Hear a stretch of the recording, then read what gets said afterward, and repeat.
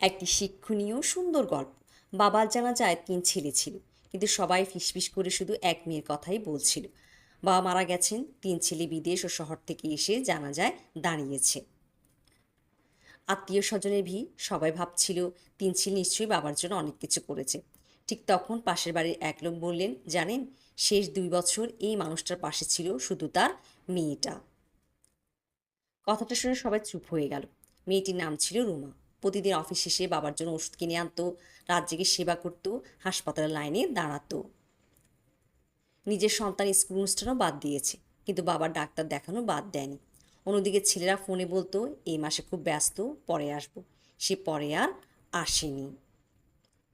জানাজা শেষে বাবার পুরনো ডায়েরি খুলে দেখা গেল, শেষ পাতা কাপ হাতে লেখা, আমার ৩ ছেলে আছে, কিন্তু আমার ভরসা একটাই, আমার মেয়ে। সৃষ্টিকর্তা ওকে সুখে রেখো। ডায়েরি সে লাইন পড়ে ৩ ছেলের মাথা নিচু হয়ে গেল। রুমা শুধু ডায়েরিটা বুকে চেপে ধরে কাঁদছিল। কন্যা সন্তান কোনো বোঝা নয়। অনেক সময় যে মেয়েকে অবহেলা করা হয়, সে মেয়ে বাবা মায়ের শেষ ভরসা, শেষ আশ্রয় এবং শেষ শান্তি হয়ে ওঠে। গল্পটি ভালো লাগলে একটা লাইক দিবেন, শেয়ার করবেন, আর এমন শিক্ষণীয় সুন্দর গল্পগুলো শুনতে চ্যানেলটি সাবস্ক্রাইব করে পাশে থাকবেন।